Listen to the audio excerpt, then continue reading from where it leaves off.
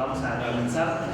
Bienvenidos, bienvenidas al Centro de Exploración y Pensamiento Crítico de la Universidad Iberoamericana. El proyecto de investigación Extremism Critical Theory from the Global South le da la bienvenida a Patricia Gerovici, también a través del Departamento de Comunicación de la Universidad Iberoamericana, el Centro de Exploración y Pensamiento Crítico, por supuesto. Y vamos a terminar cerrando esta visita de Patricia Gerovici a la Ciudad de México, en un ciclo que comenzó aquí mismo en el SEX, pasa después a la UNAM, ¿sí? Y ahora cierra con Extremism, con el Departamento de Comunicación de la Universidad Iberoamericana y también el Foro del Campo Lacaniano de la Ciudad de México. Como ustedes saben, no es necesario presentarla, pero yo me voy a presentar. Patricia Gerovici es una psicoanalista de Argentina que reside en Filadelfia, que ha escrito libros muy importantes como El psicoanálisis en los barrios, El síndrome puertorriqueño, psicoanálisis transgénero. Justamente viene esta visita también para hacer la presentación de psicoanálisis transgénero en Editorial Paradiso. Ella es ganadora de dos premios muy importantes, que es el premio Gradiva y el premio Sigourney. Entonces les pido un aplauso para ella y es un lugar para ti. Muchas gracias. Para mí muy emocionante poder venir aquí contigo, de tener mi libro traducido en mi lengua materna y además venir a México, que me encanta, que es un lugar muy querido para mí. Así que es un momento de gran emoción, de gran movimiento, estoy de un gran nerviosismo también. Así que he tenido muchas experiencias muy intensas desde el lunes que llegué. Si pensaba que el viaje iba a ser inolvidable, lo es. Voy a comenzar este trabajo que comparto con ustedes. Es una meditación sobre el tema del odio que empezó para mí durante los eventos que tuvieron lugar en los Estados Unidos de explosión de odio racial sin represión.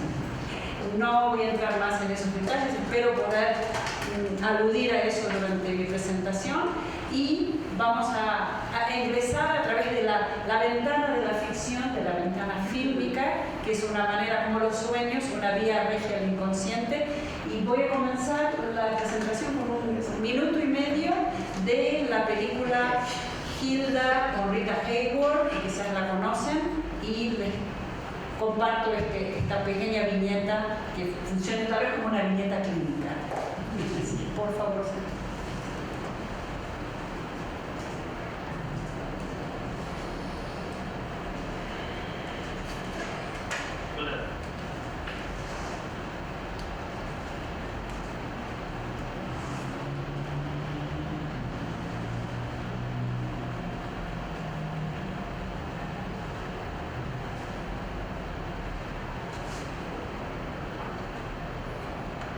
Get your clothes on. You're getting out of here. Oh, Tony. Not we.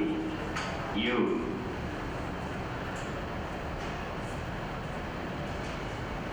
You do hate me, don't you, Johnny? I don't think you have any idea how much.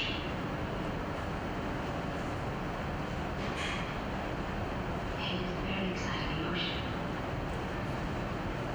Haven't you noticed? Very exciting.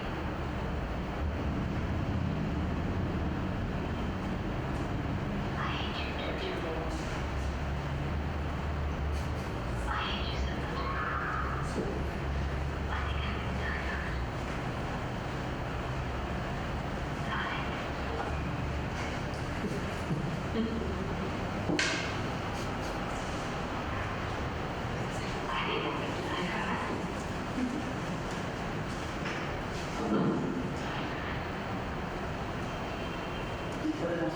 Muchas gracias. Voy a repetir el diálogo en caso de que no sea oído bien. Me odias, ¿verdad, Johnny?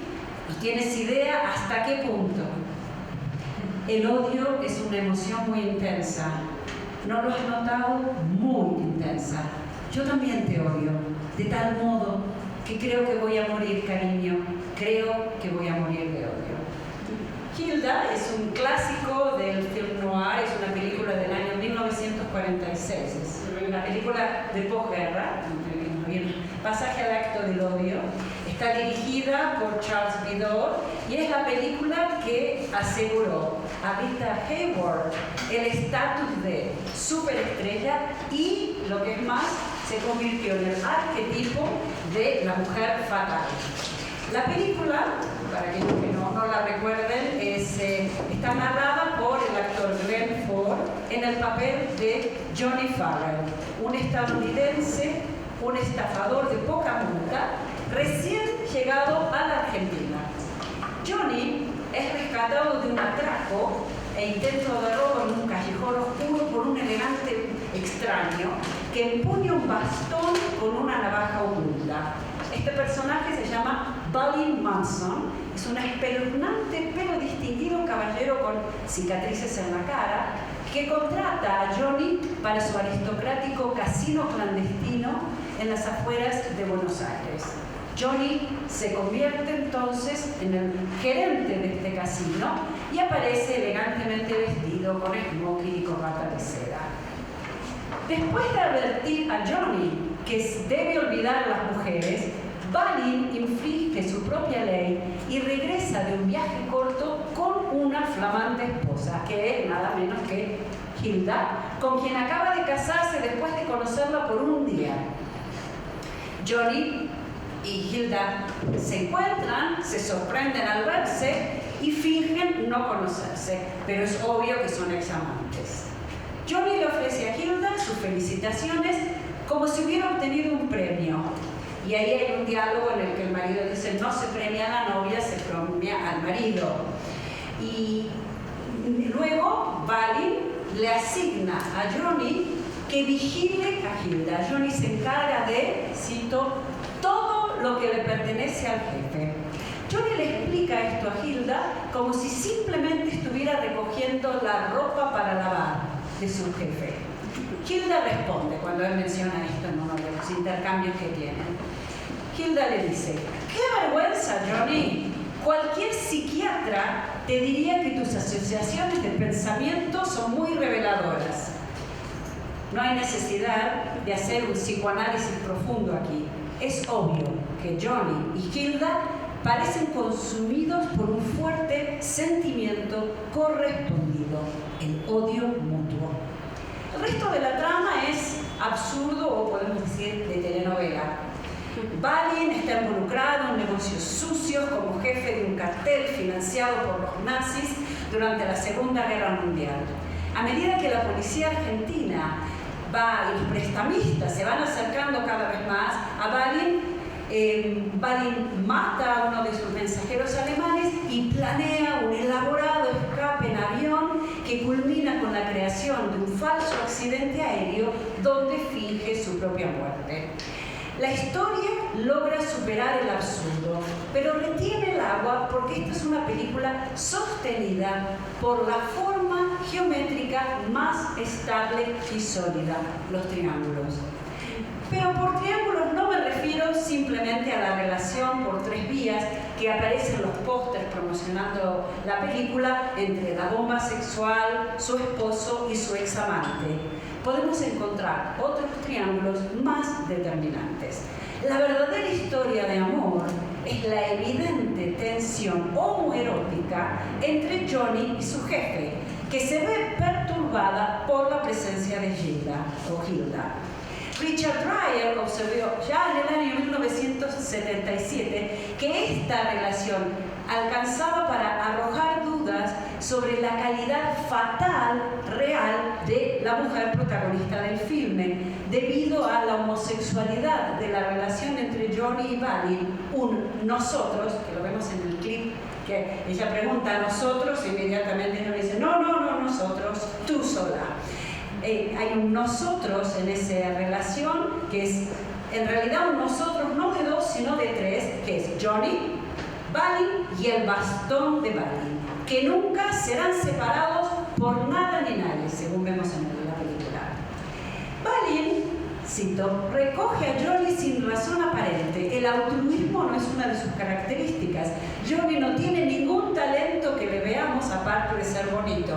Irónicamente, una de las primeras líneas de la película es cuando Johnny le dice a Balin: debes llevar una vida gay, que tiene un doble sentido en inglés, alegre o gay, homosexual. Más tarde, incluso, Hilda enfatiza los paralelismos entre ella y Johnny como ambos siendo conquistas de Balin. La animosidad de Johnny por Hilda puede verse como un triángulo de rivalidad celosa, lo que Lacan llama jalousan, una condensación entre celos y goce. Porque él está compitiendo con ella, ambos compiten por el afecto de Balin, el dueño del casino. Incluso si seguimos la razón inverosímil de la película sobre la lealtad exagerada de Johnny hacia su jefe Balin, y creeríamos que su odio por Hilda se debe a que la relación entre ellos tal vez terminó mal, esta explicación solo confirma que Johnny ama a su jefe y que ha abandonado a las mujeres. La película se prolonga al principio cuando la vemos, a pesar de que la fotografía es muy interesante, con claros oscuros, en blanco y negro. La trama es un poco tediosa. El momento en que la película realmente toma velocidad es cuando Hilda aparece en la pantalla. Todo se enciende, ya que ella encarna una sexualidad radiante, pero también aparece como una amenazante fuerza letal, una despreocupada mujer fatal. El filme se pone interesante cuando Balin lleva a Johnny al dormitorio y le presenta a Hilda con la famosa pregunta de doble sentido y pregunta: Hilda, ¿estás decente? En inglés, are you decent, que tiene la connotación de estar por verse decente o como una característica permanente. ¿Eres o no una persona decente? Y Hilda responde: ¿yo? ¿Decente? Y luego hace una pausa, echa el cabello para atrás, hace un movimiento, deja ver este rostro luminoso, magnífico, sonríe directamente a la cámara mientras ajusta su camisón, dejando un hombro expuesto, y dice: claro, soy decente. Que da nuevamente en inglés este doble sentido de más una característica permanente que una situación temporaria. Aquí vemos a la femme fatale hollywoodiana en acción, una expresión de todas las fantasías fóbicas masculinas sobre el poder mortífero de la sexualidad femenina. La letalidad evocada por el hecho de que ella fuera una bomba sexual se hizo explícita, ya que la cuarta bomba atómica estadounidense que detonó sobre Japón estaba decorada con una fotografía de Rita Hayworth, y el nombre Hilda había sido grabado con letras negras de 2 pulgadas de ancho. Hilda, con esta película, Rita Hayworth pasó a la inmortalidad, y la canción Put the Blame on Me se hizo famosa. La canción Échale la culpa a mí tiene una letra en la cual culpan a la sexualidad de las mujeres de todo tipo de desastres naturales, inundaciones, tormentas y demás. Pero ¿de qué se culpa en realidad a Hilda? En la escena con la que he comenzado hoy, Johnny dice que Balin no es lo suficientemente fuerte como para deshacerse de Hilda y que él va a ocuparse de echarla. De inmediato, Johnny y Hilda declaran su mutuo odio eterno y se besan apasionadamente. Hilda odia tanto a Johnny que cree que va a morir por eso. Poco después, creyendo que el esposo de Hilda está muerto, se casan. Pero no para vivir felices y comer perdices, sino para manifestar su odio eternamente. Está claro que el matrimonio no está consumado. Johnny la hace prisionera en un apartamento de lujo con una decoración opulenta y en medio del salón principal de este departamento que hay, sino un enorme retrato del difunto primer marido. Y en esta jaula de oro para Hilda, Johnny la atrapa para que ella pague por sus pecados. Y la impresión que tenemos según la trama del film es que Johnny no vive ahí pero hace que Gilda sea seguida día y noche para frustrar cualquier intento de encontrar otros amantes o simplemente escapar. A pesar de ello, se va a Uruguay, ahí la encuentran y Johnny le tiende una trampa. Gilda regresa con el que parece ser un nuevo amante a la Argentina y entran a un cuarto de un hotel que ella reconoce, dice, oh, el Hotel Centenario, que parece ser un lugar donde encontraba a Johnny antes de casarse. Johnny está ahí esperándola, pelean, ella le ruega que lo deje ir y mientras llora le da unas fuertes bofetadas a Johnny en ambos lados de la cara. Y mientras filmaba esta escena, los golpes de la actriz Rita Hayworth le rompieron al actor Glenn Ford 2 dientes en la vida real. Aparentemente Glenn Ford mantuvo el semblante, aguantó los golpes y terminó la toma. A medida que se acerca el final de la película, el detective de la policía llamado Obregón, un argentino que como muchos otros no puede resistirse a interpretar, jugar al analista, le ofrece una observación freudiana, bastante adecuada además, y le dice a Johnny, es el patrón de amor y odio más curioso que he tenido el privilegio de presenciar. Obregón revela además, sin embargo, a pesar de todo lo que la película nos hace creer, Gilda había sido una buena mujer todo el tiempo. El final feliz redime a la mujer fatal, que era al final de cuentas una buena chica. Después de todo, en la última escena, cuando Balin intenta matarlos a ambos, resulta que lo asesinan usando su propio bastón, o su propio falo, diríamos, gracias a la intervención del hombre encargado del baño, apodado en la película como filósofo. Quiere decir que lo asesina la filosofía, o lo mata con filosofía. Veremos qué les parece. Gilda y Johnny regresan a los Estados Unidos. Traigo esta película y quería entrar un poco más en los detalles porque me parece que es un excelente ejemplo para que examinemos el odio y además proponerles hoy, si es que podemos pensar juntos en la posibilidad, que es un poco la pregunta del título de la conferencia de hoy, de es posible una ética del odio. El odio obviamente es el personaje principal de esta película. Podemos ver que cuando Gilda le asegura a Balin que odia a Johnny, él responde pensativamente, cito, el odio puede ser una emoción muy emocionante, muy emocionante. Hay un calor en él que uno puede sentir. ¿No lo sentiste esta noche? Me calentó. El odio es lo único que me ha calentado alguna vez. Es una traducción literal, porque en español creo que es un poco más directo el subtexto. En inglés es un poco más sutil, pero la temática es obvia. No es una película, Gilda, de me quiere o no me quiere, sino de lo que podríamos decir como una canción de Gainsbourg en francés, Je t'aime moi non plus. Yo te quiero, yo tampoco. Algo no funciona. Como resumió Lacan, no existe tal cosa como una relación sexual entre hombres y mujeres, entre hombres y hombres, entre mujeres y mujeres, entre ni hombres ni mujeres. No hay más que una diferencia insalvable. Por supuesto, en esta película, para aquellos que la tengan más fresca en la mente, está ese famoso striptease de Gilda con un magnífico vestido de satén negro sin tirantes que estaba inspirado en una pintura muy controvertida del año 1884, retrato de Madame X del pintor John Singer Sargent. De hecho, el vestido de la película tenía dentro un corsé oculto como un arnés, como se le pone un caballo, dijo el diseñador. Resulta que la actriz Rita Hayworth acababa de tener un bebé antes de hacer la película, así que vemos que es interesante cómo la construcción de la mujer fatal es eliminando cualquier signo de las secuelas de la reproducción sexual en el cuerpo. Gilda se pone este vestido maravilloso y lo usa mientras canta esta famosa Put the Blame on Me. Es un momento cargado de sensualidad y lo único que se quita en el striptease es un guante. Interesante, es una de las escenas más sensuales de Hollywood. Lo que vemos son dedos, más no. Sin embargo, está expuesta claramente como lo que Johnny desea que sea, un objeto de deseo a la vez degradado y abyecto, un objeto que de alguna manera justifica su economía de odio.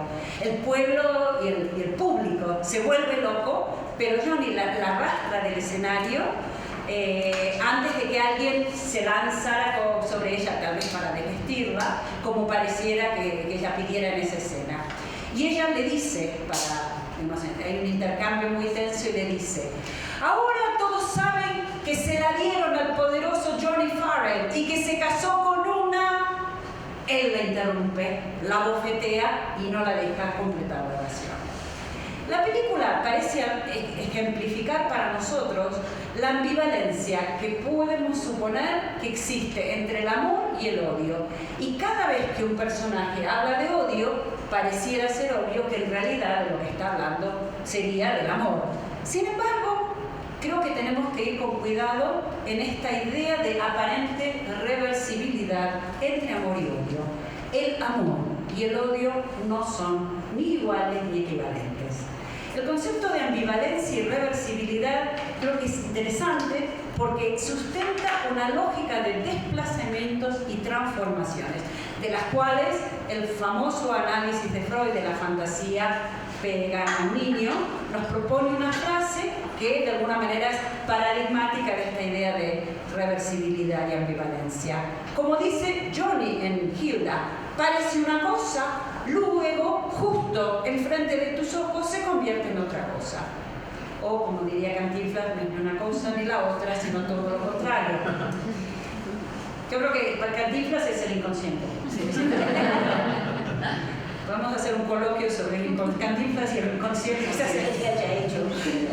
El amor y el odio están atrapados en un dinamismo que presupone una gramática en la que los verbos activos y pasivos intercambian sus posiciones.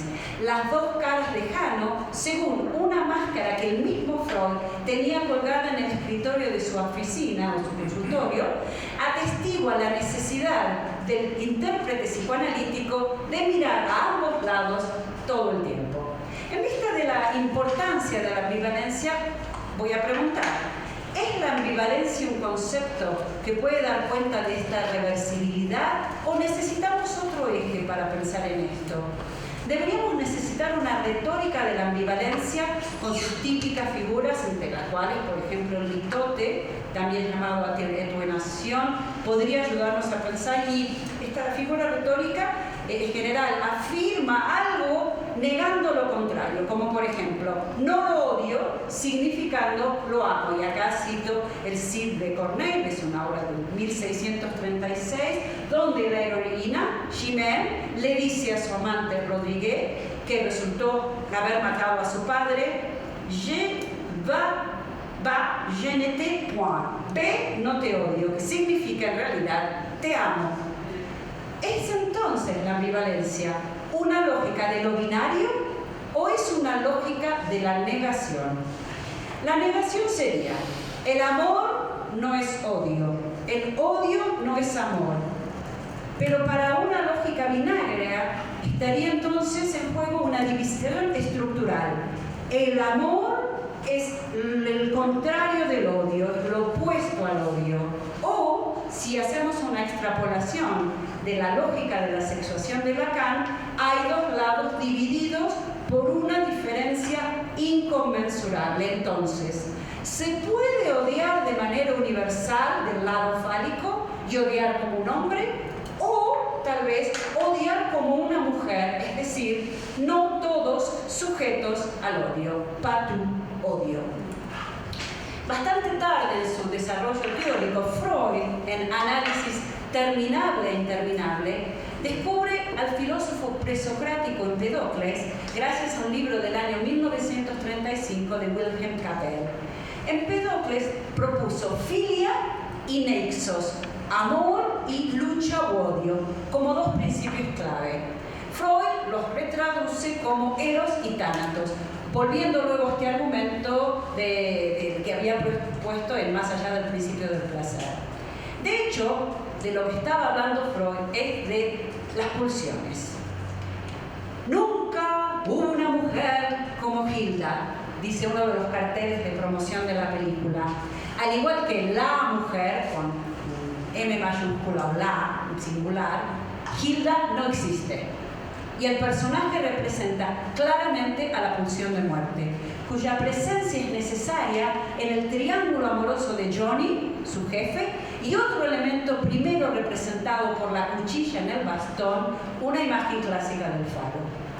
Freud considera que las pulsiones afirman primero, cito, que el objetivo de toda vida es la muerte. Antes de cambiar de opinión en ese mismo texto, y me estoy refiriendo más allá del principio del placer, Lacan unifica las pulsiones en una y habla de pulsión de muerte. Y así, si seguimos su lógica, significa que el odio no puede ser el reverso del amor. Sabina Spielrein lo había visto muy claramente en su famoso ensayo del año 1911 sobre, cito, la destrucción como causa del devenir. Spielrein razona a partir de Wagner y Nietzsche que habían intuido los vínculos entre el amor y la muerte. Recuerda la frase, te odio tanto que voy a morir por ello. Y sobre todo en Sigfrido y Tristana y Isolda, con sus famosos temas de Liebestod, muerte-amor. Spielrein estaba entonces apasionadamente enamorada de su psicoanalista, Jung, con quien deseaba tener un hijo. Spielrein fue quien le propuso a Freud la idea de la pulsión de muerte. Se la debemos a ella y se la recomiendo si no han leído ese texto, es maravilloso. Es realmente un sistema de pensamiento donde es claro que el amor y el odio no son opuestos, sino que pertenecen a un mismo proceso de devenir en el que la destrucción es necesaria para la regeneración. Repito, un mismo proceso de devenir en que la destrucción es necesaria para la regeneración. En el odio, el objetivo parecería ser destruir al otro, gran otro, pero esto es imposible, ya que esta imposibilidad hace que el otro, gran otro, exista. Freud nos ha mostrado cómo la libido sigue invirtiendo los afectos. Freud nos muestra el camino de una libido que tiene una gran plasticidad, que permite permutaciones como las que ilustran los delirios de Schreber. Freud escribe que en los paranoicos, cito, los delirios de persecución, la distorsión consiste en una transformación del afecto. Lo que debería haberse sentido internamente como amor se percibe externamente como odio. Así la proposición, yo, un hombre, lo amo, se contradice, no lo amo, lo odio, lo cual me justificará para odiarlo. Y así el sentimiento inconsciente imperante aparece como si fuera la consecuencia de una percepción externa. No lo amo, lo odio porque él me persigue. Esto me lleva a un punto relacionado que vemos, por ejemplo, la teoría política de Carl Schmitt, de que todo se basa en la oposición entre el amigo y el enemigo. Schmitt supone un delineamiento bien definido, pero sabemos que la cosa puede complicarse y el antiguo amigo convertirse en enemigo. Esta es la lógica de la paranoia, como vimos recién con Schreber. Derrida y Agamben han hecho mucho de esa lógica de la paradoja y de la reversibilidad. Pero volvamos a Freud. Ya en los instintos y vicisitudes de su texto de 1915, Freud afirma que, cito, el odio como relación con los objetos es más antiguo que el amor.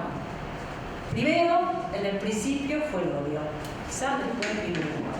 Para el infante, el odio es la forma más primaria con la que se percibe el mundo exterior, cito a Freud. Al principio parece que el mundo exterior, los objetos y lo que se odia son idénticos. Quiere decir que al principio hay un odio indiferenciado. La criatura humana necesita ser cuidada, es impotente y está abrumada por necesidades apremiantes que deben ser satisfechas por un agente externo. Sabemos que los bebés nacen en una posición en desamparo, experimentan estas necesidades como dolor. Las necesidades internas, hambre, frío, así como el mundo externo de los objetos, tal vez la comida que no está allí para satisfacer el hambre, el cuidador tal vez que tarda demasiado en responder y que puede estar quizás distraído o no da en el clavo de responder de acuerdo a la necesidad prevalente. No están diferenciados, el adentro y afuera no están diferenciados, las necesidades internas y los objetos externos causan displacer y odio. En esta elaboración, que parece un poco simple, Freud es muy cercano a uno de sus primeros disidentes, y acá me refiero a Wilhelm Stekel, a un texto del año 1911. Y para Stekel, esto es muy importante, el odio es la base de todos los eventos psíquicos y afirma que a través del odio podemos llegar a una nueva concepción de la vida, que debe confiar en el odio como el elemento primario, y el odio también es para Stekel la base de los sentimientos altruistas. Fin de las citas de Stekel. En efecto, si uno lee a Freud, vemos que el odio tiene una función que no es estrictamente destructiva hacia el objeto. Esto es bastante importante, porque el odio, según Freud, también es un agente que introduce un primer límite. El odio introduce una diferencia entre adentro y afuera y asegura además la permanencia de este límite. Y el odio es el principio constitutivo de este límite. Freud argumenta que el amor, cito, es originariamente narcisista, luego pasa a los objetos como fuentes de placer. Dice que primero reconocemos la fase de incorporación, de alguna manera devoramos aquello que amamos. Hay un tipo de amor que consiste en la abolición de la existencia separada del objeto y que por lo tanto podríamos calificar de ambivalente. La etapa oral implicaría incorporar, devorar al objeto. Esto luego va a dar lugar a una etapa pregenital, analsádica, donde, cito nuevamente a Freud, el esfuerzo hacia el objeto aparece en la forma de un anhelo de dominio, en el cual el daño o la aniquilación del objeto es una cuestión indiferenciada. El amor en esta forma y en esta etapa preliminar difícilmente puede distinguirse del odio en su actitud hacia el objeto. Nuevamente esto de 1915. Entonces pareciera que en la vida humana al principio no hay distinción entre el amor y el odio. En el principio de la vida, odio y amor parecen ser lo mismo. Entonces es claro que para Freud hay una distancia, una toma de distancia respecto a la afirmación de que el odio se origina en el amor y por lo tanto en los impulsos sexuales o en la pulsión sexual. El odio va a surgir simultáneamente con la constitución del ego. El odio expresaría entonces una pulsión de autoconservación del ego, una voluntad de poder y un afán de dominio. Antes de la etapa genital, la autoconservación del yo estaría en peligro en el encuentro con el objeto. La posterior adquisición de una distinción entre amor y odio, que va a tener lugar solamente en la etapa genital, les permitiría vincularse entre sí, dando lugar a la persona o al sujeto en su totalidad. En resumidas cuentas, Freud sostiene que en las primeras etapas de la vida no hay distinción entre el amor y el odio, y esta definición nuevamente evoca un neologismo lacaniano que resulta de unir dos supuestos opuestos, que habla Lacan de enamoración o odio-amor o odio-amor, si quisiéramos hacer un neologismo, odio-amor, no sé, podemos inventar Amordio. Me gusta más, amordio. Muchas gracias. Freud se aleja de la afirmación de que el odio se origina en el amor. Entonces, en nuestro mundo contemporáneo, podemos reflexionar por qué es que el encuentro con el otro siempre es una oportunidad para un festín del odio, para una oportunidad para excluir. Estamos siendo testigos de una realidad mundial de cada vez mayor desigualdad, de una militarización y de terror. Vemos la emergencia de fuerzas racistas, nacionalistas, fascistas, decididas a excluir y matar. Sin embargo, en los orígenes de la subjetividad, El encuentro con el otro, con el que Freud describe como el otro prehistórico, inolvidable, al que nadie puede igualar después, es útil y beneficioso, no solo por razones prácticas de supervivencia, sino por su significado moral. Me estoy refiriendo al texto de Freud, que había guardado en un cajón Freud y no quería que se publicara y lo rescataron, que es el proyecto para una psicología científica de 1895. Ahí Freud habla del prójimo, del semejante, como el primer objeto de la satisfacción y simultáneamente también el primer objeto hostil. Pero también este primer objeto hostil es la fuente, una única fuente de ayuda. Freud argumenta que es en relación con este primer ser humano, amado, odiado, que el ser humano va a aprender a juzgar y a recordar. Siguiendo esta especulación sobre los orígenes de la subjetividad, Freud concluye que los humanos aprenden a pensar en el encuentro con un otro. Este otro primordial, el primer objeto de satisfacción, pero también el primer objeto hostil, es totalmente imprescindible para que una criatura sobreviva. Sabemos que el bebé nace con un estado de necesidad tal que todas las necesidades adquieren una característica dolorosa. Una criatura humana nace y queda a merced del cuidado de un otro. Sabemos que un recién nacido es incapaz de valerse por sí mismo y está en un estado de dependencia total de aquel agente del mundo exterior que le proporcionará alimento y cuidado, y además que lo va a recubrir de deseo. Hay una entidad deseante que sostendrá esa criatura humana y la va a transformar en un sujeto deseante. Freud identifica esta indefensión, desamparo. Es una palabra que al principio del confinamiento no la escuchaba mucho. Estábamos todos, nos sentíamos todos desamparados. Disculpen nuevamente mi terrible acento en alemán, es Hilflosigkeit. Habla Freud, dice, es muy interesante porque también en esta situación de desamparo es en ese lugar donde Freud ubica la fuente primaria de todos los motivos morales.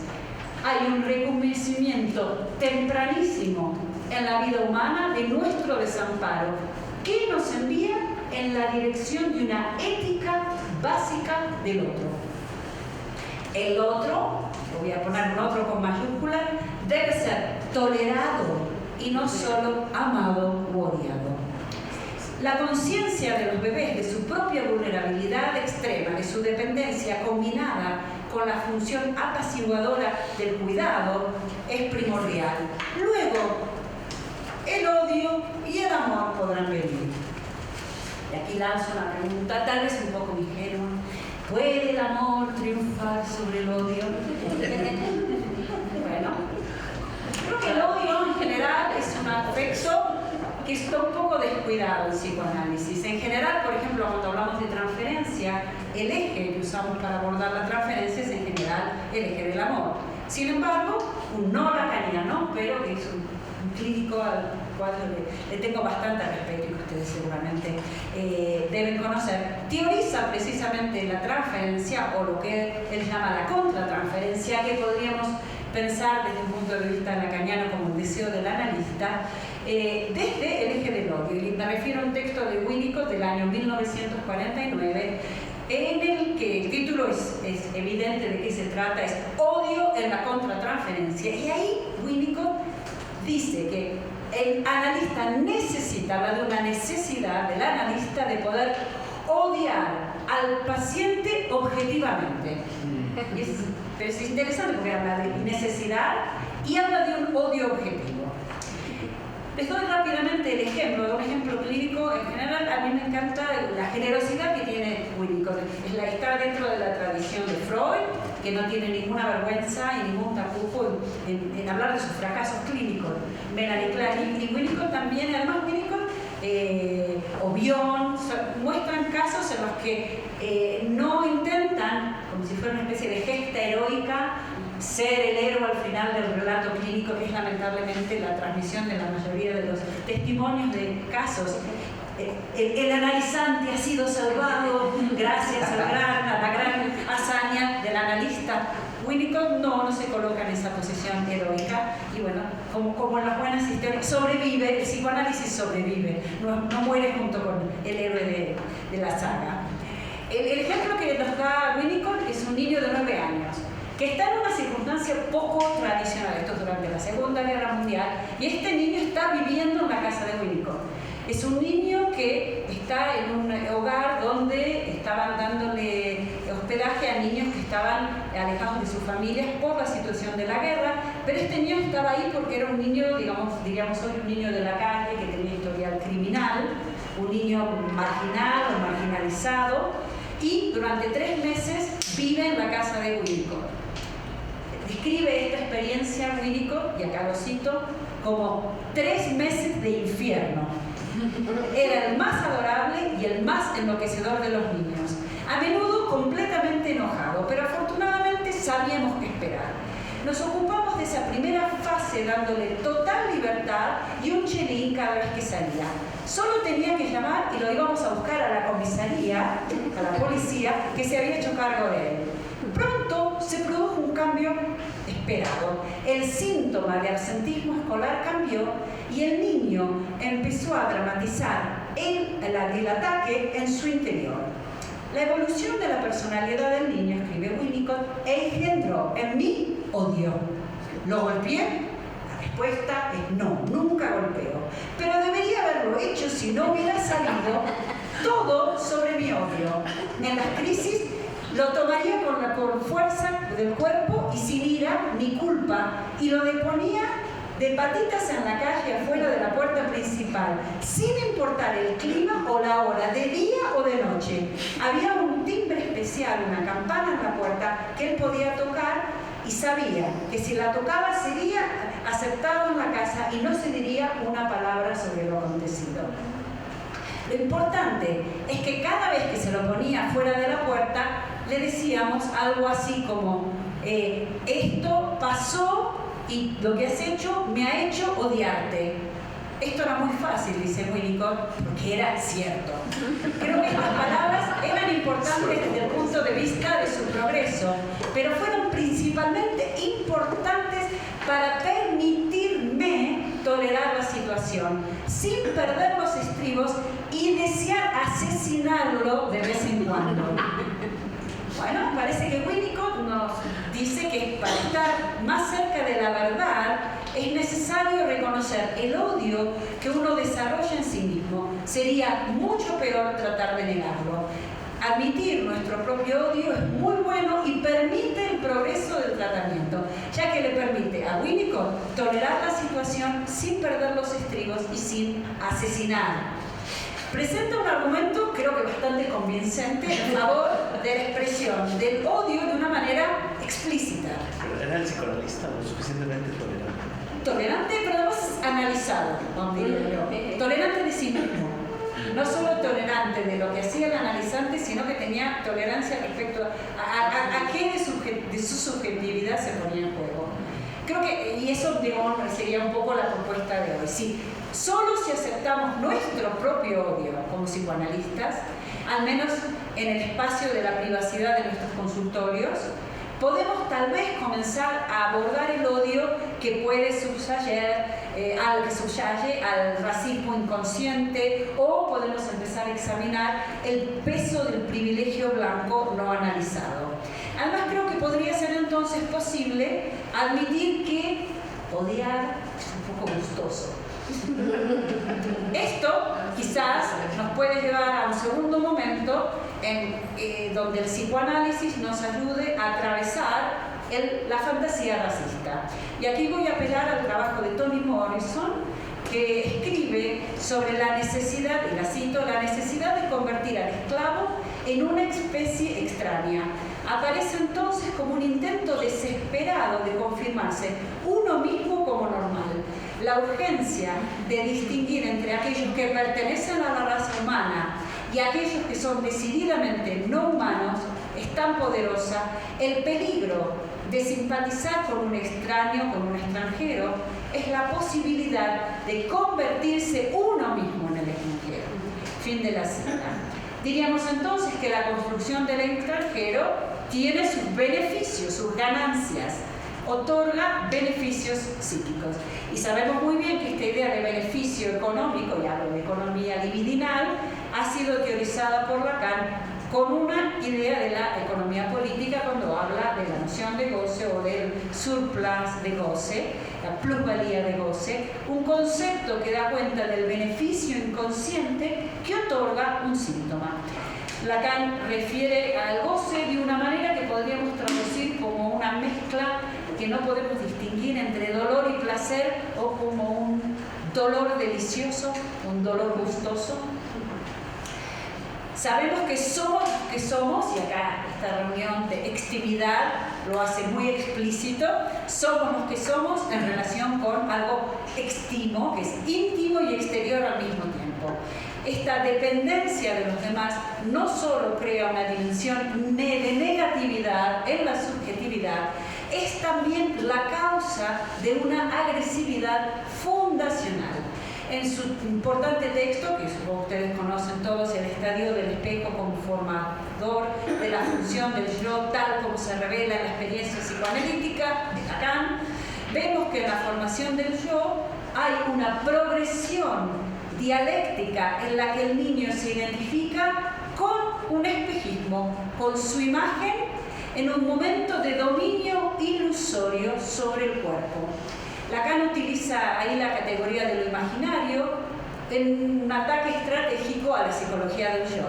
Dado que el ego se forma en alienación, es decir, como un otro, al identificarse con la contraparte o con la imagen especular, la identificación nos da cuenta de un aspecto importante del imaginario, pero también nos cuenta que este otro es social e individual, que en realidad podríamos decir yo soy otro.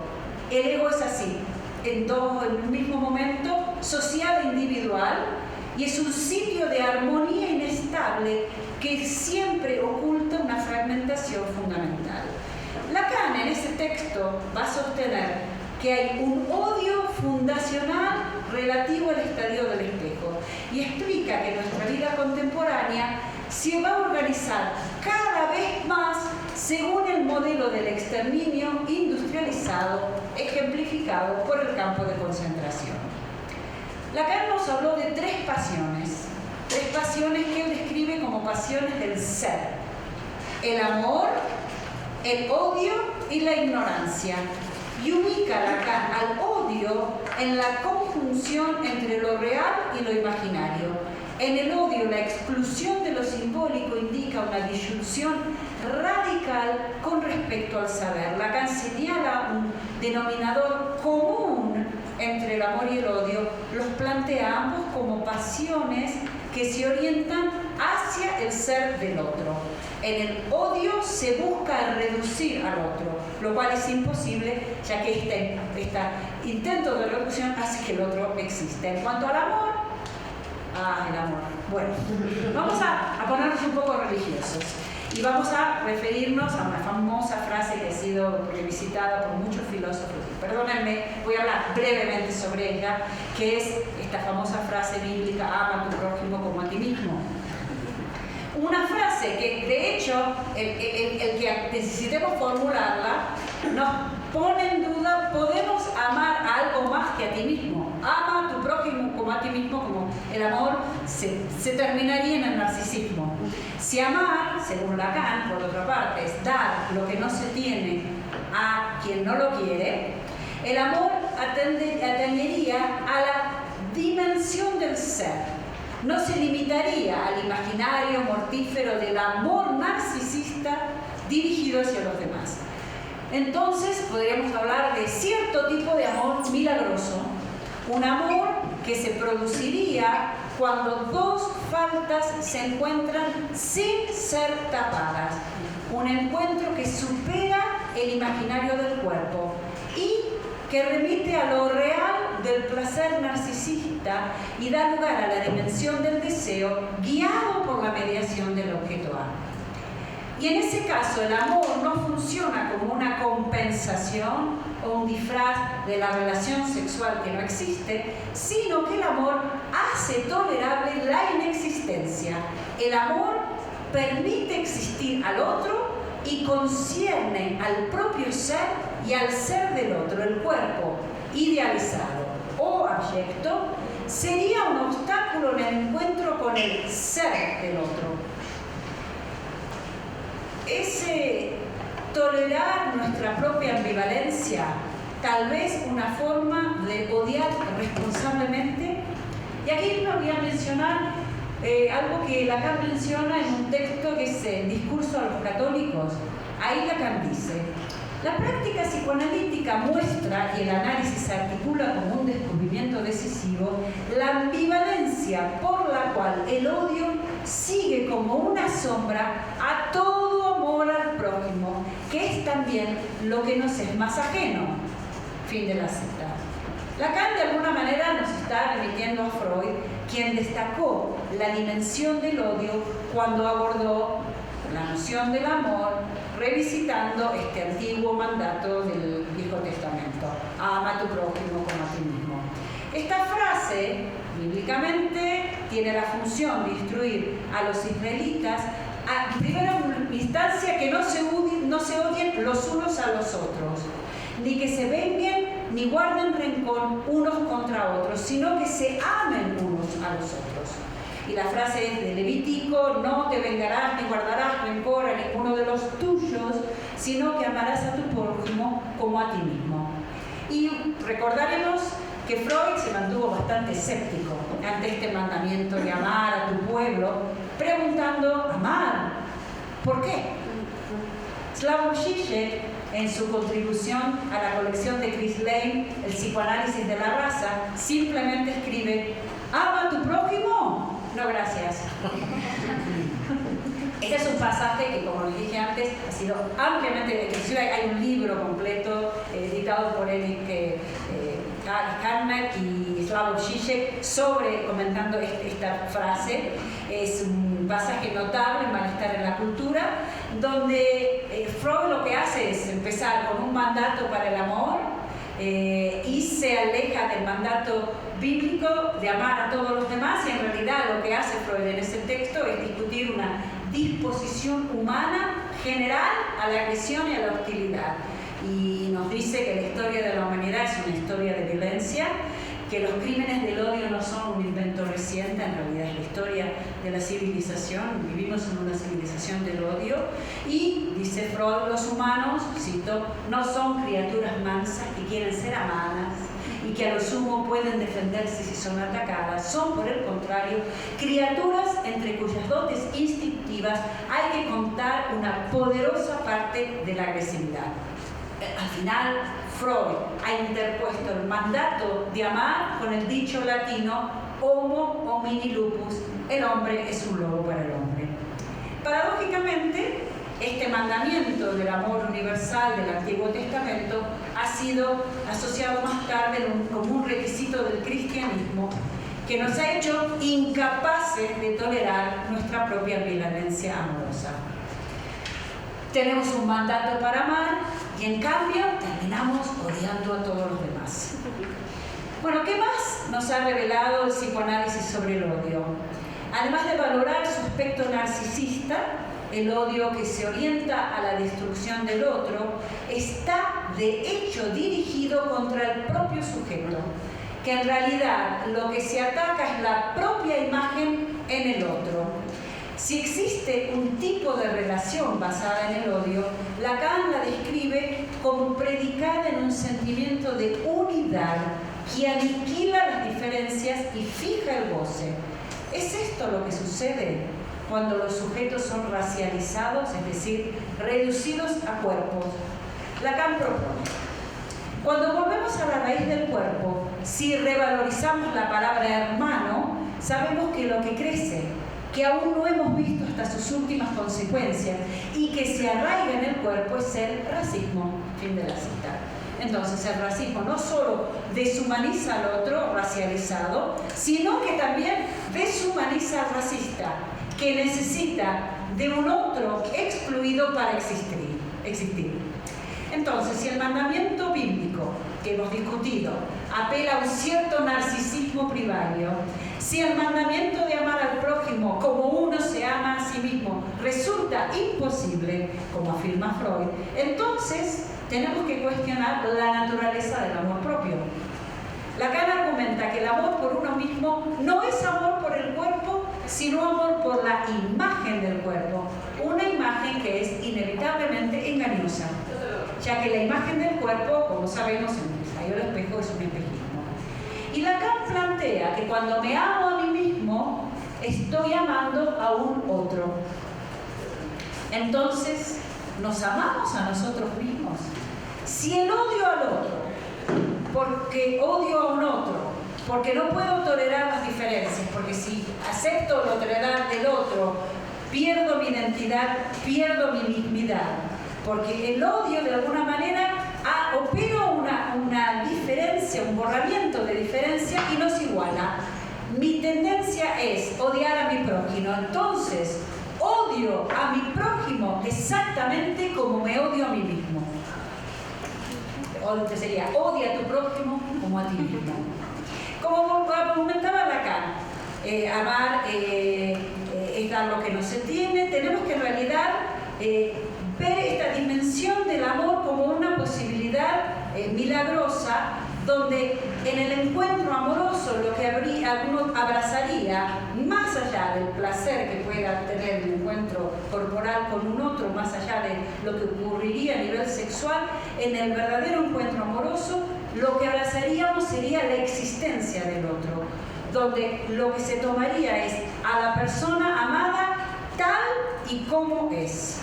Y nuevamente, no es que el amor sea una compensación o un disfraz de la inevitable disarmonía, sino que el amor permite que el otro exista como tal, en toda esa incongruencia que implica, una incongruencia insalvable, que implica el aceptar al otro en toda su otredad. ¿Qué sucede entonces cuando se eclipsa el ser del otro? Cuando nos quedamos a nivel del cuerpo y cuando esos sujetos dejan de ser considerados como sujetos reducidos a cuerpos. Lo que surge es racismo. Y esto es un argumento que han hecho muchos pensadores dentro del movimiento afropesimista.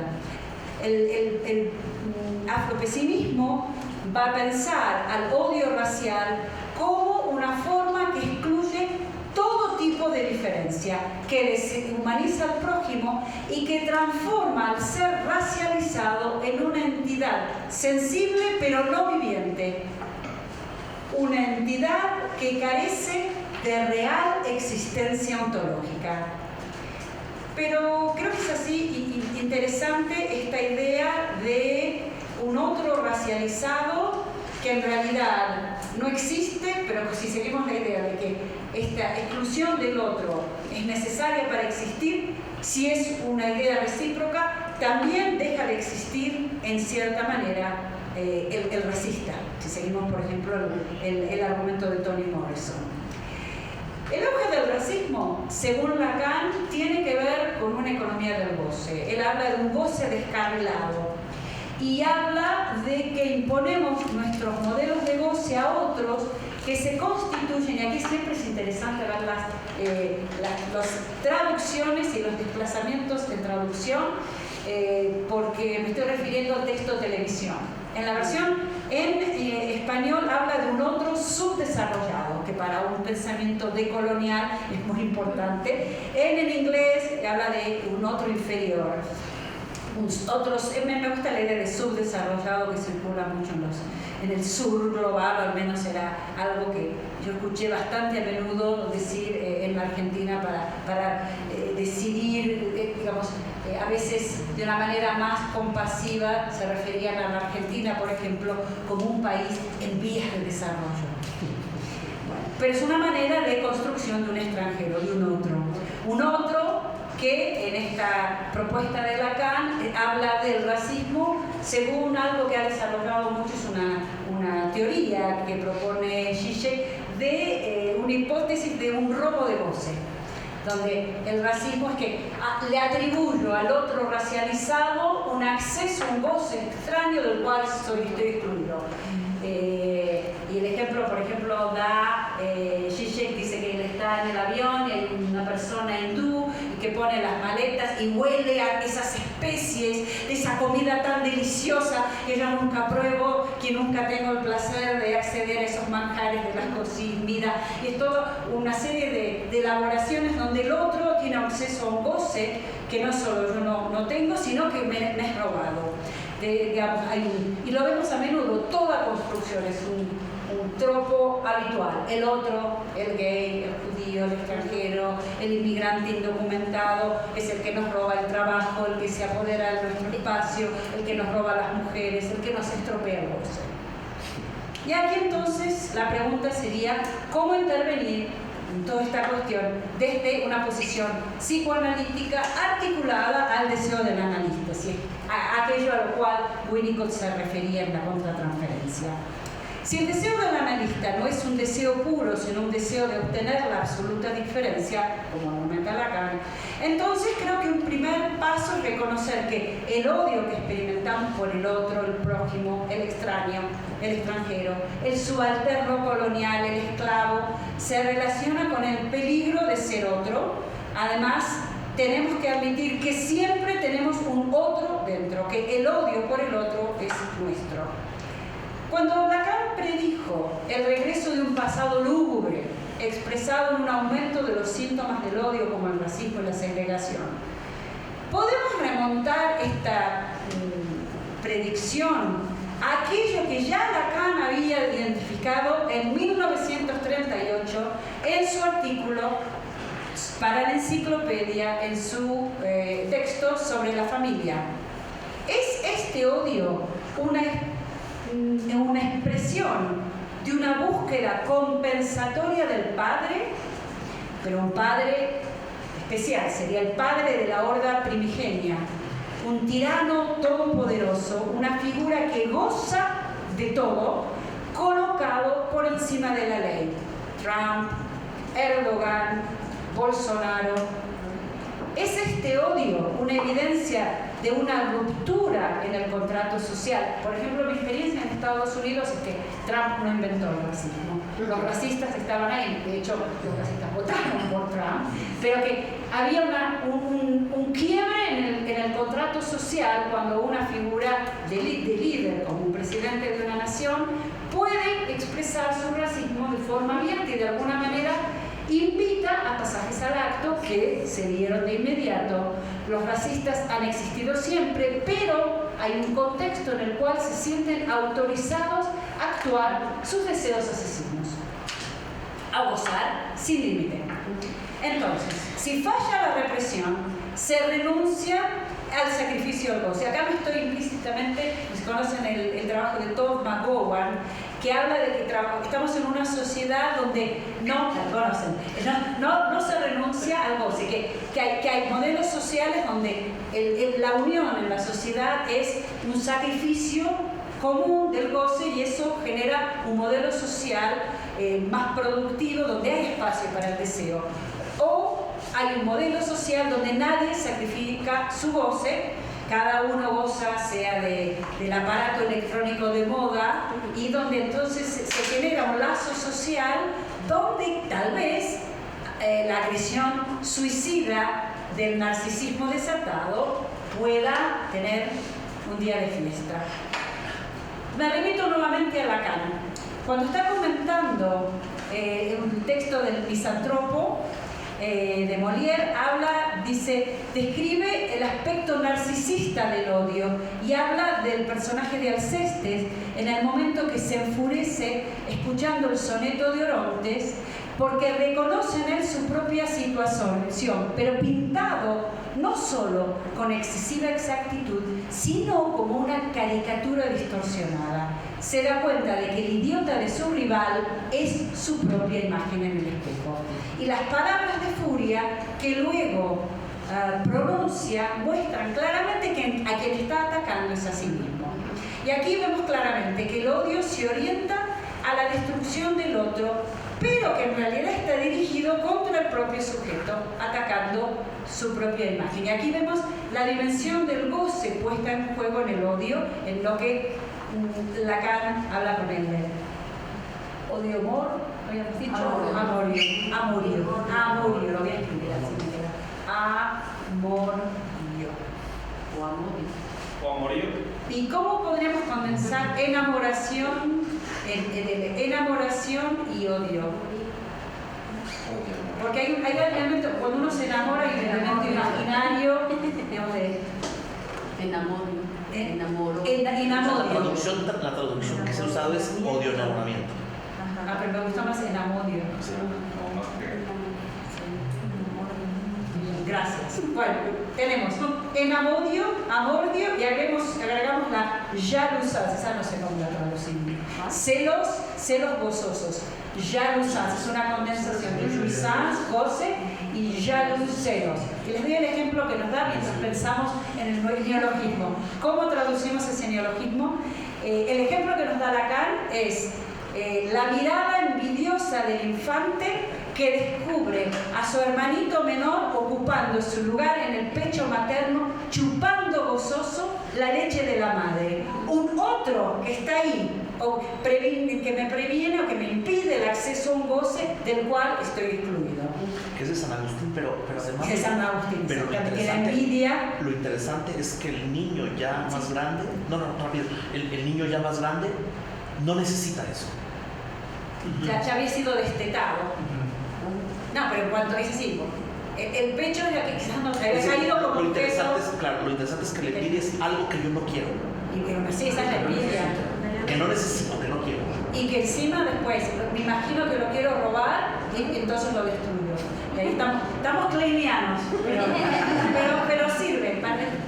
Digamos, yo en ese sentido no hagamos parroquias, es bueno. Los trabajos de Klein, Winnicott, yo encuentro que son, nuevamente, que son gestos generosos y nos han regalado y yo acepto ese regalo.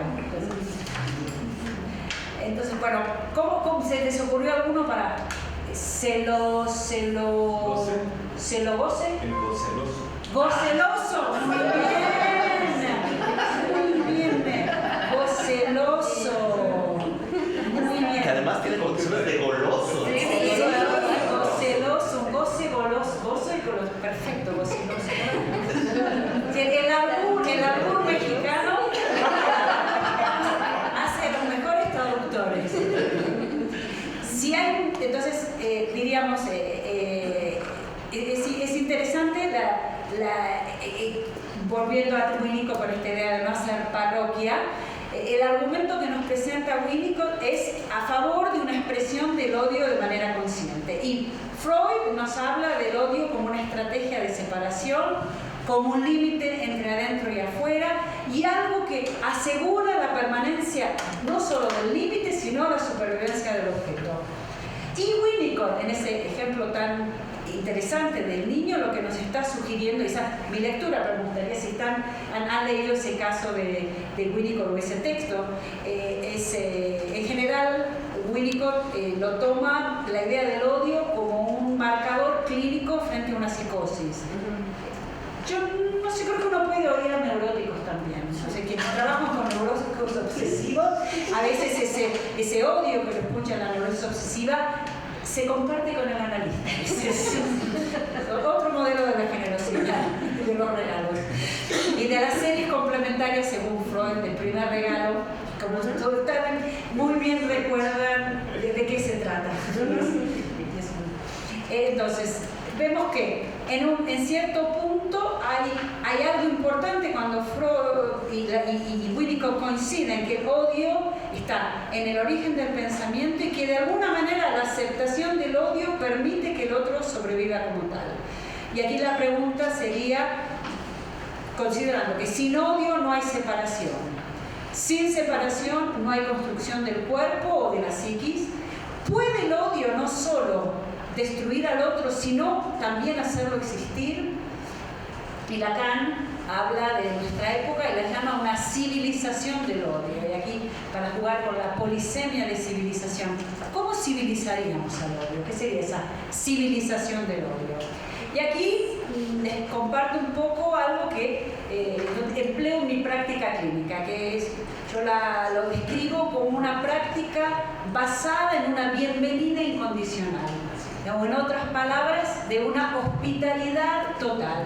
Aquí, por supuesto, tomo inspiración de Jacques Derrida, Abdel Martel, donde trabajan la idea de hospitalidad y nos envían a la etimología de la palabra hospitalidad, donde el anfitrión que acepta a todos los huéspedes, esta palabra hostis es un término latino, hospitalidad viene de hostis, también quiere decir enemigo. Entonces, ¿cómo afecta una nueva conciencia de este ideal de neutralidad donde pueda haber espacio para la hostilidad, para el odio? En México decimos el muerto y el arrimado los 3 días apesta.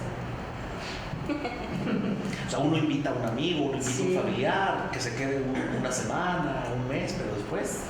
Yo estuve acá 5 días.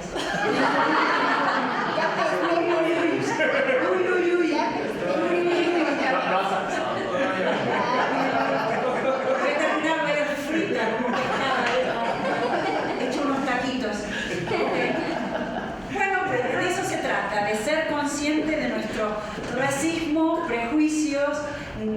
Podemos quizás, siempre y cuando aceptemos nuestro racismo, nuestros prejuicios, toda esta dinámica inconsciente, entonces podamos empezar a hablar del heterosexismo o de los efectos nocivos que ha tenido cierto modelo de normatividad en el psicoanálisis. Podremos de esa manera tal vez ayudar al psicoanálisis a desarrollarse, a prosperar, tomando en cuenta todas las variables y los atravesamientos de nuestra actual situación conflictiva. Yo diría que este futuro del psicoanálisis tiene que ver con no poner entre paréntesis algo del odio. Después de todo, como decía el lema latino, qui bene amat, bene castigar. Quien ama bien, castiga mucho. O amar bien es odiar bien. Entonces, si el odio es inevitable, si el odio es primario e ineludible, para odiar de manera civilizada tendríamos que odiar de manera responsable. Esto me remite a Gilda, yo tenía dudas y quizás me escucharon. En inglés a esta película le dicen Gilda. Y en la película, si uno escucha la banda original, Johnny, el personaje Johnny dice Gilda, Gilda, Gilda, que suena como la misma G de guilty, de culpable. Lo que nos envía al camino del goce impuesto por los mandatos superyoicos. Pero en efecto, hay 4 pronunciaciones posibles del nombre de la protagonista. Está Gilda, de la culpa, está el Gilda de los celos gozosos, está la Gilda de la enamoración y la Gilda de jouissance. Entonces, tal vez acá tenemos una posible solución, o al menos una clave, una guía en vías de una solución. Uno no debe entregarse a la pulsión de muerte, que en realidad es la voz del mandato superyoico que resuena en nuestros oídos, que entonces en la manera civilizada, responsable, como diría Gilda o Zilda, decente de odiar, sería odiar sin gozar demasiado. Gracias.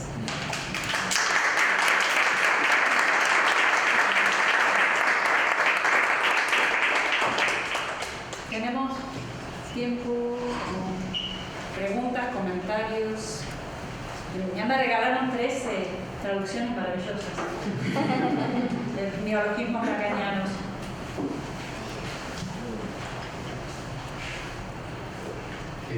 Bueno, el libro ese de Todd McGowan, que creo que al que te referías, es el de lo que sería la traducción, porque no se traduce ese libro al español, gozando lo que no tenemos.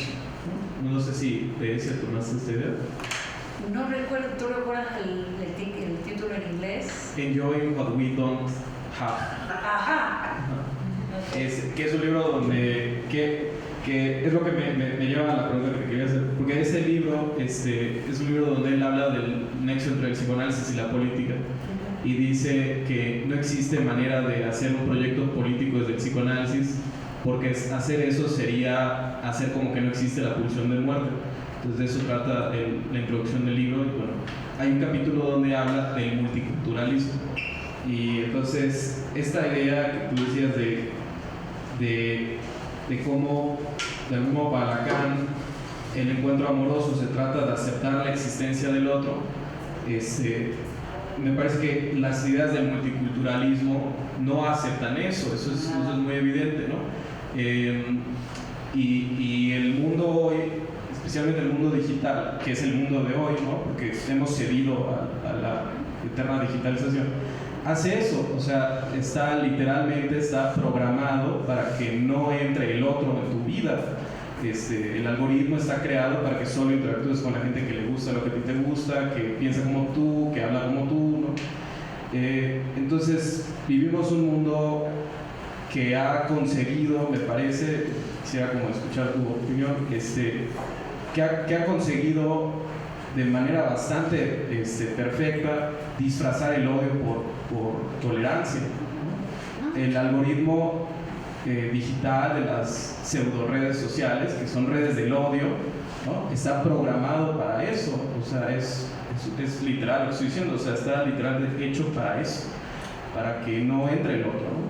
Entonces, por un lado estaría pues el proyecto del multiculturalismo digital, ¿no? El activismo digital, del neoliberalismo digital, que bueno, personalmente yo creería que es eso, ¿no? Tapar el odio disfrazándolo de amor tal vez, ¿no?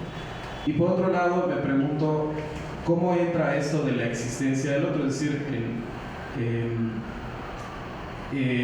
quizá como en contra de la idea de McGowan de que es imposible hacer política, un proyecto político del psicoanálisis. Quizá lo que tú estás diciendo es que sí es posible si uno aceptara la existencia del otro, o no sé si la existencia del otro, ¿no? Bueno, en resumen, la pregunta es, ¿consideras que el psicoanálisis se plantea en contra de esta idea multiculturalista?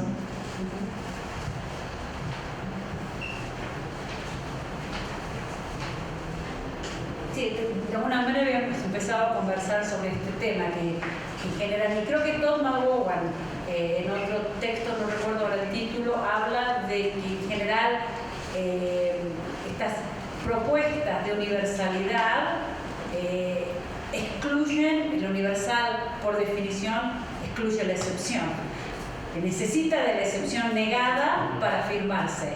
Y que todas estas, lo habíamos comentado la otra vez, que realmente que creamos una minoría, esa minoría inmediatamente se reniega de su categoría de excepcionalidad, de su no todo sujeto, y entramos en la dinámica que sería el lado izquierdo de la fórmula de sexuación, donde estamos del lado de lo universal y donde si tomas un grupo marginal y creas un grupo, o sea, un grupo de consumo de acuerdo a un rasgo, lo que marcaría el algoritmo, no lo que nunca se da espacio es al espacio de la singularidad. Y en ese sentido el psicoanálisis siempre está en contrapelo de ese discurso. No, yo no creo que el psicoanálisis es un discurso político. Yo creo que, a pesar de que Žižek fue candidato perdió por un 1% la presidencia en Eslovenia, no creo que hubiera sido un buen presidente, estaba a favor de la pena de muerte, y además, como si lo vemos, la historia de las instituciones psicoanalíticas nos da un claro ejemplo que a la hora de gobernar, ya lo decía Freud, es imposible gobernar, educar y psicoanalizar. Psicoanalizar es imposible, encima las instituciones tratan de enseñar, de formar y luego de gobernarse a sí misma. Psicoanálisis no tiene ni una buena historia, ni una buena, no creo que tiene una nueva propuesta interesante, pero sí lo que puede hacer el psicoanálisis es funcionar generando un espacio alternativo, y en ese sentido el psicoanálisis estructuralmente ocupa ese lugar excepcional fuera del discurso de la univocidad, de lo único, que era lo que yo decía. Lacan dice, el odio tiende a la unidad. Siempre que hablamos de exclusión, siempre que tenemos una formación de grupo, hay una exclusión. La creación de un grupo siempre es a expensa de la segregación. Nos podemos declarar, por eso este chiste tan maravilloso de de los comediantes, los hermanos Marx, y acá soy marxista, pero no de Karl, sino de Groucho, que dice: no quiero pertenecer a un grupo que me acepte como miembro. El psicoanálisis se ubica en ese lugar. Y en ese ¿En el grupo o en el que no quiere? No, el que no quiere. Yo no quiero ser parte de un club que me acepte como miembro. El club que quiere que yo sea miembro, ese es un club al que yo no quiero pertenecer. Y creo que es importante que en ese sentido, yo no creo que el psicoanálisis todavía no ha estado en la posibilidad, no creo que puede ofrecer un programa político, pero sí puede rescatar al sujeto, que todos estos discursos políticos tienden a forcluirlo, diría, por ser más específica, ni siquiera es reprimirlo. Forcluirlo, y me refiero al mecanismo que vemos en la psicosis, donde algo lo echas por la ventana y desaparece completamente para venir, y cuando regresas, de manera en general, los resultados son funestos. No sé si te contesto con eso, y que en ese sentido entendemos por qué Lacan dice que el psicoanálisis es el síntoma del capitalismo. Cuando se termina el capitalismo no habrá más psicoanálisis, que puede funcionar de manera sintomática y no programática.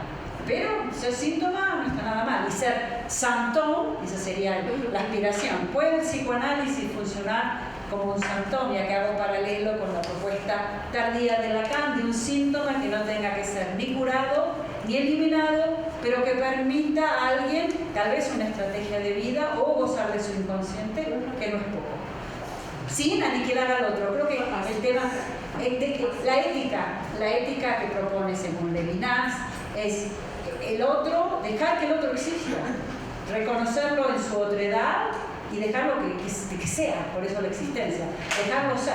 Déjalo ser, en general, todos estos discursos que tienden a homologar no dejan ser.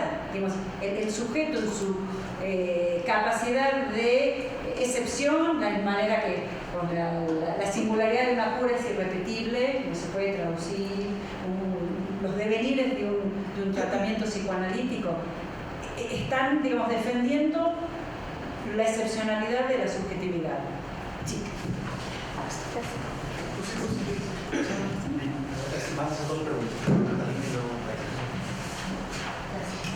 Un poco en la lógica, perdón, en la que estás hablando, me parece que esa sería justamente la dimensión del amor, ¿no? O sea, justamente en esa puesta ética donde puedo odiar al otro, pero permitirme ese odio, pero permitirle al otro ser, aunque lo odie. Esa es la dimensión del amor. Y donde hay un otro, porque diríamos, a nivel del placer sexual es, según la organización que nos enseña Freud, es parcial. Quizás es gracioso, hay una frase de Jennifer Boylan, que es una mujer trans, que dice: la identidad sexual es como quién vas a la cama.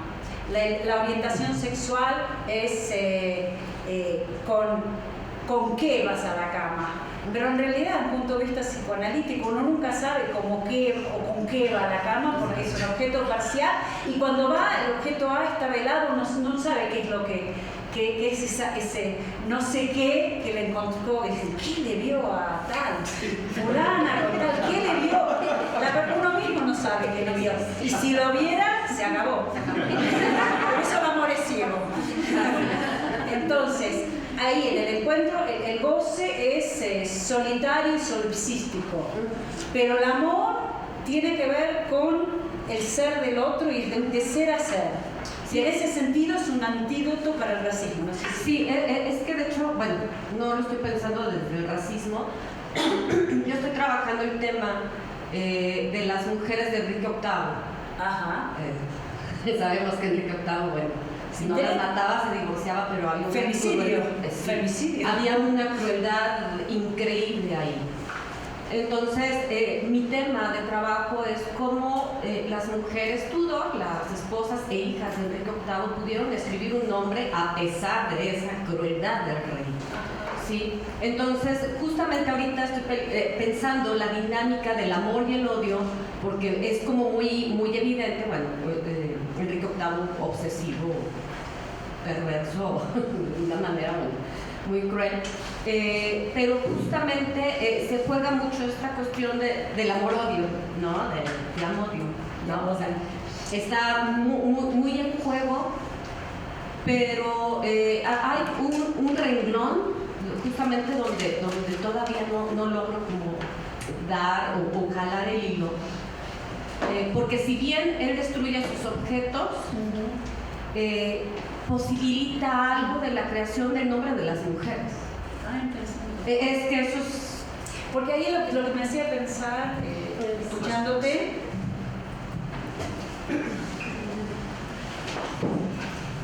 gracias. Escuchándote me acordaba de una frase de Étourdi de Lacan, que bastante, son estas frases muy seductoras, pero muy opacas al mismo tiempo, que dice: todo aquel que gusta de las mujeres es heterosexual. Y ahí pensaba a estos hombres que tienen series de mujeres. Don Juan o Enrique VIII, ¿realmente les gustan las mujeres o están más en la colección, el 1003 como Don Juan? Y que hay algo, como Lacan dice, gustar de las mujeres como algo de gustar de la otredad, de salir de la lógica fálica y dar espacio a la alteridad del otro sexo. Así es. Y ahí quizás el real de la inscripción de un nombre tenga que ver con la otredad o la heterosexualidad, no entendida como un hombre y una mujer, sino uno y un otro. Ese sería. Sí. Y homosexualidad, como dice Lacan, mismisexualidad. Así es. Puede el inconsciente salir de la mismisexualidad, la homosexualidad en cuanto a mismidad, a falicidad, si hay una sola forma de inscribir diferencia sexual, a la otra, digamos, creo que heterosexualidad tiene toda una connotancia de cierta normatividad, tendríamos que usar otra terminología, es decir, la otra sexualidad. Por eso en francés se usa mucho hétérité, se usa como la idea de la otredad, más que heterosexualidad, la otra sexualidad. Así es. Y ahí sería interesante ver qué tipo de negociación se dio para dar lugar a la otra sexualidad, o la otredad sexual. Gracias. Vamos con la última pregunta. Yo creo que voy a bajar el nivel de la discusión. Quiero hablar de la América, un equipo de fútbol, que pongo en contexto. Es un equipo de fútbol que ha sido históricamente financiado por la empresa Televisa, que es la que tiene o ha tenido la hegemonía, o tuvo la hegemonía televisiva en México. Y hace algunos años hizo muy famoso un eslogan cuando ganaron un campeonato de fútbol, que era "Ódiame más", ¿no? Ódiame más. Y bueno, que estoy en una época muy anti-Guillec y no quiero creerle más a Guillec. Todo es mentira. No sé. Quizás después del sublime objeto. Antes de eso. No es con Guillec. No sé si me hace muy fácil que sea un robo de voces, pero quería preguntarte algo, como lo piensas. Creo que hay una cuestión de acumulación de voces que solo puede persistir si circula el voz. Es decir, que este tipo de eslogans refleja muy bien la frase de Lacan de odiar al prójimo, odiar al prójimo como a uno mismo, porque representa Televisa, representa lo que todos en alguna medida somos parte de ese, si quieren El ódiame más es una acumulación de voces. es una acumulación de voces, pero necesita circularse así, ¿no? A lo mejor en un programa o a lo mejor en un eslogan. Es decir, acumular ese odio implica también un club de los santos. Sí, plusvalía de voces. Ajá. Y quería preguntarte eso, si quizá el ideal del yo, quizás es una pregunta muy tonta, pero si el ideal del yo permitiera esa acumulación de voces, ¿y cómo podríamos hacer, cuando dices, por último, como cierras sin gozar, odiar sin gozar demasiado, cómo le haríamos para cambiar esa circulación de ese valor, de ese excedente? Nos parece complicado.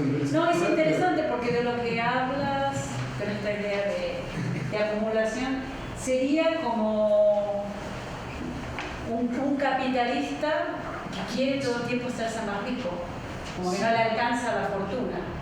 No, que la acumulación, el modelo de la plusvalía viene de Marx, la idea de que, me imagino que todos hemos leído un poquito de Marx, pero la reviso porque es interesante a nivel, cuando Lacan hace un desplazamiento de la idea de la La plusvalía es el dueño de la fábrica le paga al obrero por su trabajo, pero la remuneración que recibe el obrero no es proporcional al valor de ese producto que el obrero creó. Y hay un extra, un plus, un surplus, que el dueño de la fábrica se queda y es la acumulación de capital. Pero entonces hablaremos de una acumulación de capital donde sería que fuera una especie de saco roto, porque no se acumula. ¿Por qué hay que odiar más? ¿No nos alcanza? Digamos, ¿y qué pasa con esa acumulación de goce?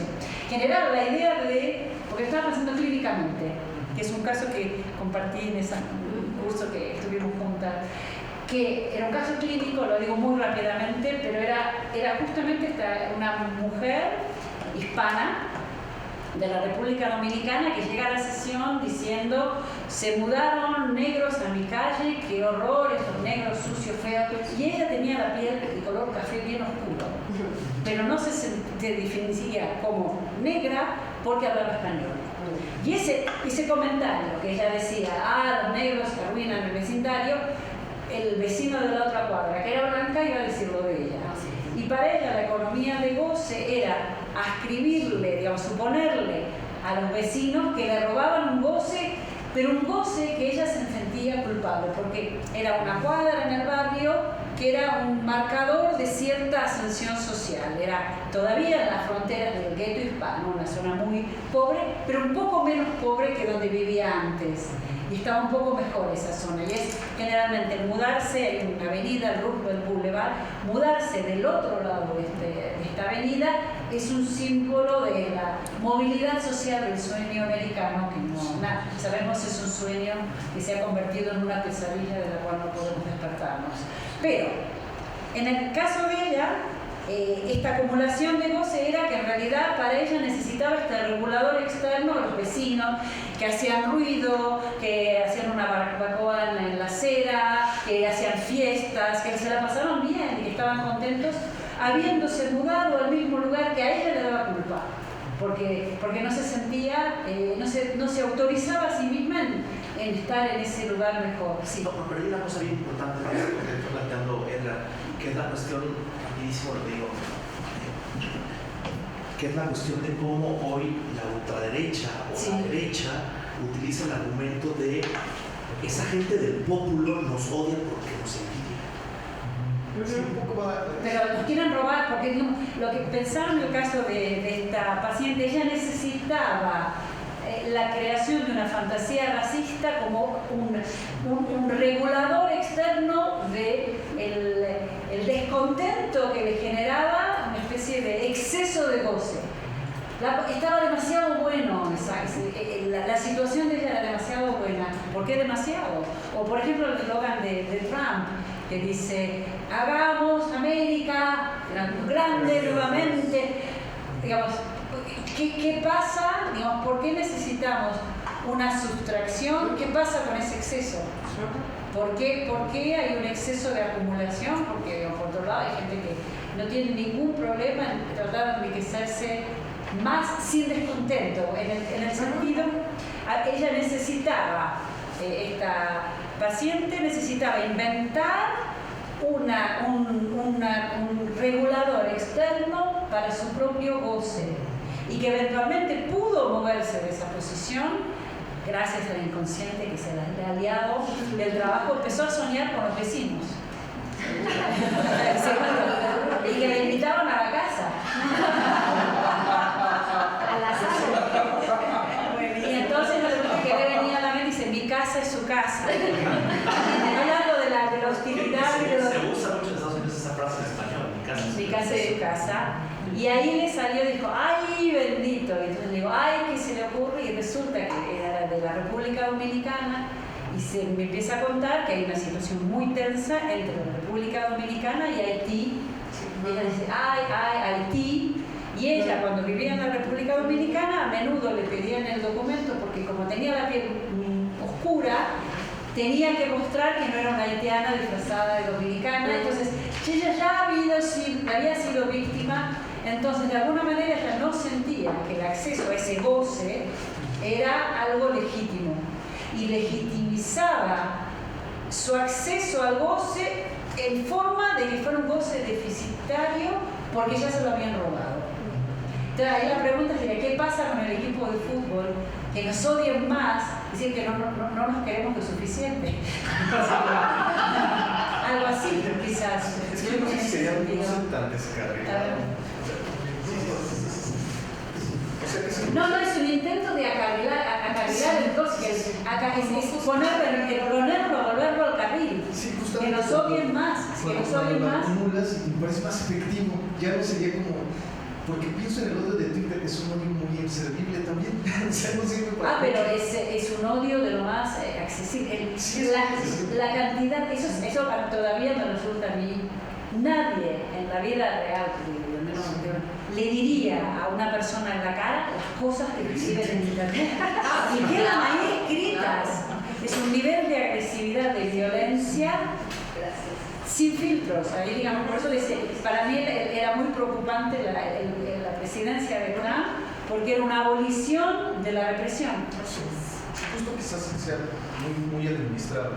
Quizás, ¿te parece que esto de que nos odien más es paradójicamente un intento de regulación cuando la represión no funciona? Entonces no nos odian lo suficiente, es tratar de introducir una economía como una forma de administración. La palabra administración en español tiene el doble sentido, regular e infringir. Uno administra como alguien. Entonces es para infringir, ¿cómo diría? Regular. Para regular, pero administrar es cuando alguien administra una dosis aplico, es aplicar y regular. Sí, como una administración en el sentido de regulador y de aplicador, de introducir, darlo y regularlo. Creo que es eso. Que se ve mucho en las toxicomanías. Sí, justo pienso En la clínica lo vemos en las toxicomanías, que parece que la persona adicta le da la espalda al gran otro, sin embargo está a merced, tiene que ir a comprar, el precio aumenta, baja la buena calidad, toda una red social, es darle la espalda al otro y estar súper dependiente de la regulación del otro. Sí, Porque el objeto da igual, o sea, no importa, simplemente es el odio. Sí, un alcohólico no va a ver si este es un vino de la cepa de no sé qué es. Lo que sea.